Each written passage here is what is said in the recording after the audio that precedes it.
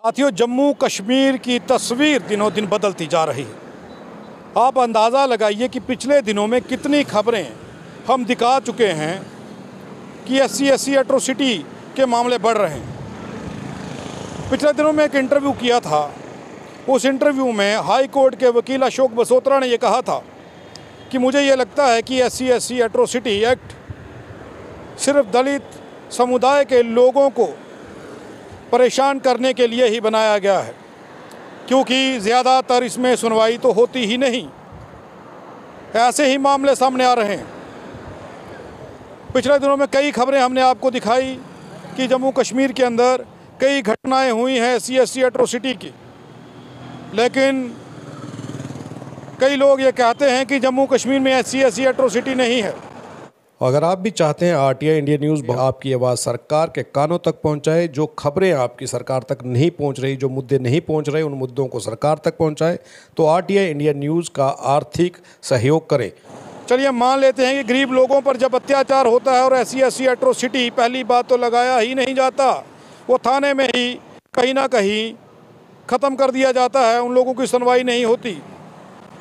अब तो जम्मू के अंदर दलित नेता भी सुरक्षित नहीं। जी हाँ, हम बात कर रहे हैं वार्ड नंबर 72 के पार्षद रशपाल भारद्वाज की। रशपाल जी, उस दिन क्या हुआ था? कल अब ये घटना हुई है, आप कहाँ जा रहे थे और कौन लोग थे जिन्होंने हमला किया था?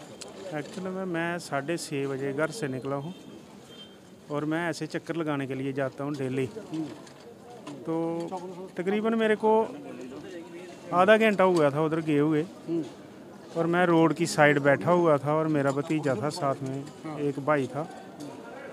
लेकिन हुआ क्या कि इन्होंने एक गाड़ी लाई जो कि वो थी इनोवा गाड़ी थी, जिसमें 7-8 लोग बैठे हुए थे, और इन्होंने गाड़ी पूरी हमारी तरफ जाने के लाई कि जैसे कि ऊपर चढ़ा देनी है। मैं छलांग लगा दी नीचे। तकरीबन रोड जो है वहाँ से 3-3.5 फीट हाइट में है। तो जैसे मैं नीचे गया, मैंने सोचा कि इनसे कंट्रोल से बाहर हो गई ये गाड़ी, और जैसे मैंने बोला यार क्या हो गया तुम लोगों को, मेरे को क्या पता था कि किसकी गाड़ी है। लेकिन ये सभी उतरे। तकरीबन 5 लोग थे, जिनमें 4 आदमियों को मैंने पहचाना और एक जो है मैं उसको पहचानता नहीं था कि कौन है। और इनके हाथ में दा और मोटे मोटे वो जो राड से डंडे होते हैं ना, वो थे, और इन्होंने मारना शुरू कर दिया। और मुझे तो पता ही नहीं चला कि ऐसा क्या हुआ है। बस इतनी सी वारदात हुई और मैं वहाँ पे गिर गया, और है भी घर से काफ़ी दूर था। फिर वहाँ से लड़का दौड़ता हुआ आया, वो घर में आकर के बेटे को बताया, बेटा फिर गाड़ी लेकर के गया और इधर आ गए। वैसे आपको पता ही है कि ये 2 महीने पहले की बात है, जो पहले चक्कर चला था, उसी की वजह से वही लोग थे जो पहले क्रिमिनल थे। और मुझे ये नहीं लगता कि पुलिस क्या करती है। DSP ने अपने ऊपर केस लिया, लेकिन 2 महीने से मैं चला रहा था कि साहब आप क्या कर रहे हो, लेकिन हमारी किसी ने नहीं सुनाई की। और रात को तो SP साहब भी, DSP भी, SHO भी सभी आए, लेकिन मुझे गुस्सा था और मैं SP साहब को बोला कि साहब यही ज़रूरत थी, अगर इतनी कार्रवाई आप पहले करते तो ये हादसा ही नहीं होता। शुक्र तो ये है भगवान का कि मैं छलांग लगा दी, नहीं तो गाड़ी ऊपर से निकल जानी। आपको क्या लगता है कि आपके साथ ये जो घटना हुई है, कारण क्या है? मुजरिम क्यों नहीं अरेस्ट किए गए? मुलजिम को साहब अभी मैं क्या बताऊं, पुलिस के अलग अलग नेचर हैं। कभी बोलते हैं इनके बयान लेने हैं, कभी बोलते हैं कोर्ट में बयान होंगे। मुझे नहीं समझ लगती कि क्या कर रहे हैं।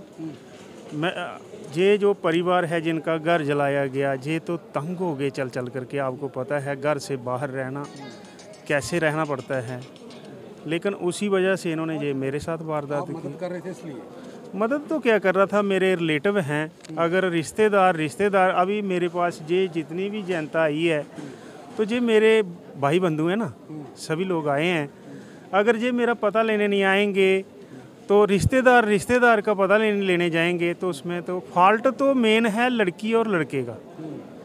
अगर उनको एग्री है तो मुझे नहीं लगता कि इनको क्या ऐसा दोष है। बाकी जो इन्होंने किया है रात को एसपी साहब ने भी, डीएसपी ने भी आश्वासन दिया है। बाकी मेरी बरादरी के भी काफ़ी लोग, अभी 200-300 बंदा आपके सामने आया था, अभी वो भी बोल रहे हैं कि हम कोहली साहब से मिलेंगे। और जिस दिन ये लड़की और लड़का यानी कि दोनों झारखंड से आए थे, तो मैंने खुद भी पर्सनल कोहली साहब को फ़ोन किया था कि लड़के को थोड़ा वो है और लड़की का भाई ला रहा है, कुछ भी हो सकता है। लेकिन चलो पुलिस की अपनी कार्रवाई होती है, पुलिस ने काफ़ी मदद की, ऐसी बात नहीं। लेकिन अभी इनको ये जो डील दे रखी थी, ये मैं पूरा पुलिस की नाकामी समझता हूँ कि इन्होंने सही नहीं किया।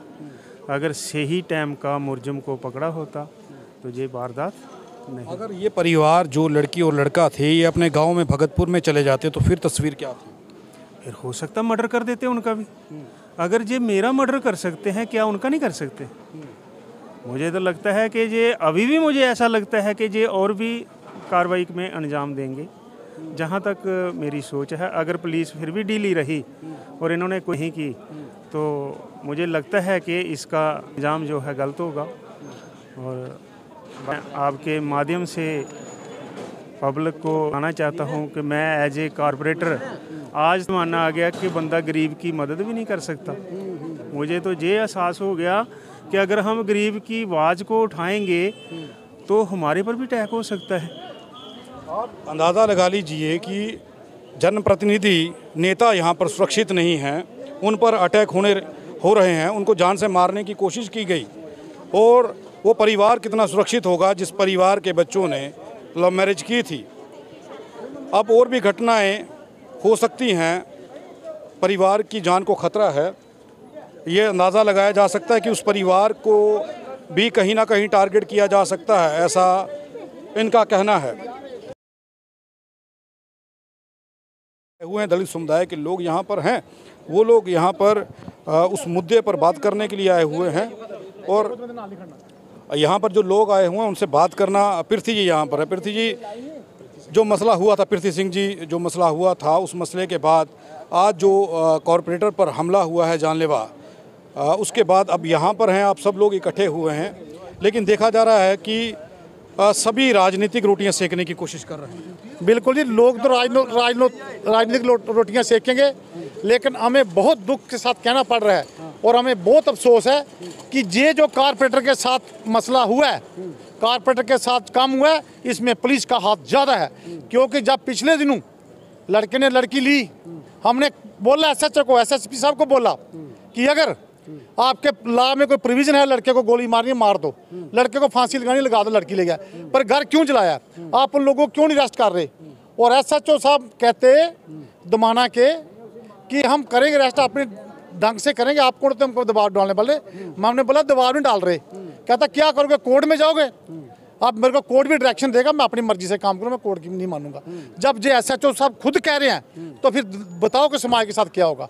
जो रक्षक हैं हमारे, 3 अप्रैल को एप्लीकेशन लग रही है, उनके घर में शीशे टूटे जा रहे हैं और वो चौकी अफसर कह रहा है कि आप घर छोड़ के भाग जाओ, आप घर छोड़ के भाग जाओ, आपका मर्डर हो सकता है। मुझे ये बताओ, मैं आरटीआई के मीडिया के माध्यम से कहना पूछना चाहता हूँ कि पुलिस रक्षा करने वाली है या लोगों को घर से भगाने वाली है कि आपका मर्डर हो जाएगा, आप घर के छोड़ जाओ, जबकि उस वक्त पुलिस का फर्ज था कि उनको सुरक्षा मुहैया कराई जाए। लोग एक चीज़ कह रहे हैं कि यहाँ पर जम्मू कश्मीर के अंदर SC एट्रोसिटी एक्ट जो है वो किसी काम का नहीं है, यहाँ पर SC एट्रोसिटीज़ नहीं होती। लेकिन ये जो घटना सामने आई है, पता दलित लोगों को मारा जा रहा था, जब बात की जाती थी तो कहते थे कि ये झूठ है। लेकिन अब जब यहाँ पर दलित नेता भी सुरक्षित नहीं दिख रहे, अब आप कैसा देख रहे हैं कि दलित समुदाय तो सुरक्षित नहीं था, लेकिन अब तो नेता भी सुरक्षित नहीं है? मैं संसार जी आपके माध्यम से कहना चाहता हूँ, कुछ लोग मेरे को भी बोल रहे हैं कि आप लोगों को हमारा इक्वलिटी है, आप इक्वलिटी में लोगों को लाओ। आपके कोई राधा स्वामी बन गए, कोई निरंकारी बन गए, क्यों बन रहे हैं? लोग इसी वजह से स्थायी बन रहे हैं। मैं उन लोगों से पूछना चाहता हूँ जो हमारे को कहते हैं इक्वलिटी है, वो कहाँ गया? लोग एक भी बंदे का बयान नहीं आया आज तक कि ये गलत होया है। पहले भी गलत हुआ था, किसी बंदे का बयान नहीं आया। जब हमको इस्तेमाल करना है, इक्वलिटी शो करते हैं। जो एट्रोसिटी एक्ट की बात कर रहे हो, ये बिल्कुल बेकार है। अगर एट्रोसिटी एक्ट लग के बंदा फ्री में घूम रहा है, किसी का मर्डर कर सकता है, फिर एट्रोसिटी एक्ट हमको नहीं चाहिए। मानते हैं कि पुलिस की कहीं ना कहीं मिली भगत थी, ऐसा बिल्कुल। और मैंने सर, मैं उस दिन खुद हम एसएसपी साहब के पास गए, हमने एसएसपी साहब को भी बोला कि अगर आपके प्रोविजन में लड़के ने लड़की ने शादी की, अगर कोई प्रोविजन में गोली मारने का ऑर्डर है, जब फांसी देगा लगा दो, पर किसी का आशियाना जलाना क्यों जलाया गया है? सर एसएसपी साहब ने कहा कि जो जहर खाएगा मरेगा, मैं किसी को बख्शूंगा नहीं जितना मर्जी हो, लेकिन बड़े अफसोस की बात है उसके बाद ही वो मसला भी ख़त्म नहीं हुआ, तो कल ही हमारे बंदे पे जानलेवा हमला हुआ है। आप अंदाज़ा लगा लीजिए कि SC/ST एट्रोसिटी एक्ट जो है वो लगा दिया गया, उसके बावजूद आरोपी जो थे जिनके ऊपर FIR लगाई गई थी उन्हें गिरफ्तार नहीं किया गया, लेकिन परिवार खतरे के छाए में जी रहा था। और वो व्यक्ति जिस कॉरपोरेटर पर, रशपाल भारद्वाज पर हमला हुआ है, यह अंदेशा था कि वो परिवार के और उस लड़की और लड़के की जान को बचाने की कोशिश कर रहा था। इसी का खमियाजा उसे भुगतना पड़ा है। आप बताइए कि जातिवाद के शिकार कौन लोग हो रहे हैं? कुछ और आपका नाम क्या है? मेरा नाम सुभाष चंद्र। आपको क्या लगता है कि ये जो चीज़ें हो रही हैं ये क्या संकेत दे रही हैं जम्मू कश्मीर में? संकेत तो ये बिल्कुल गलत ही जा रहा है। अगर एक नेता सुरक्षित नहीं है तो आम लोगों का क्या होगा? और पुलिस के जो जिस दिन हम SHO दोमाना के पास गए थे, उनकी जो वर्डिंग थी वो तो मदद करने वाली तो थी नहीं। अब इन लोगों को हम एक आपके माध्यम से ही अपील कर सकते हैं कि आगे ये हमारी आगे तक बात पहुंचे और ये लोग थोड़ा एक्शन लें। और जब एट्रोसिटी SC/ST एट्रोसिटी एक्ट लग जाता है फिर DSP लेवल की जांच होती है, उसमें SHO का कसूर नहीं रहता। ऐसे में सर देखो, एट्रोसिटी एक्ट लगाकर भी इन्होंने कुछ कार्रवाई तो की नहीं। अगर कार्रवाई की होती तो हमारे कॉर्पोरेटर साहब को हमला नहीं होता। अगर कार्रवाई की होती तो ये सुरक्षित होते और जो मुजरिम थे वो अंदर होते, वो बाहर खुले में घूम रहे हैं। कॉर्पोरेटर का कसूर क्या मानते हैं? एक तो वो दलित था और दूसरा दलित लोगों की मदद कर रहा था, यही कसूर था? यही कसूर है, सामने दिख रहा है। मदद की और वो आज उनकी हालात देखो आप कैसे हैं। मदद करने का उनको ये खामियाजा भुगतना पड़ रहा है कि उनको तलवार से, डंडों से मारा काटा गया है। भगवान की चलो बच गए तो कृपा है, शुक्रिया। ये भी देखना होगा कि जब पुलिस प्रशासन को ये कंप्लेनें दी गई उस वक्त उन लोगों की जान को खतरा था। नहीं, सुरक्षित तो नहीं है जी, बिल्कुल सुरक्षित नहीं है। जो आदमी सपोर्ट करता है ना उसी के ऊपर अटैक हो रहा है, तो ये तो सुरक्षित नहीं है।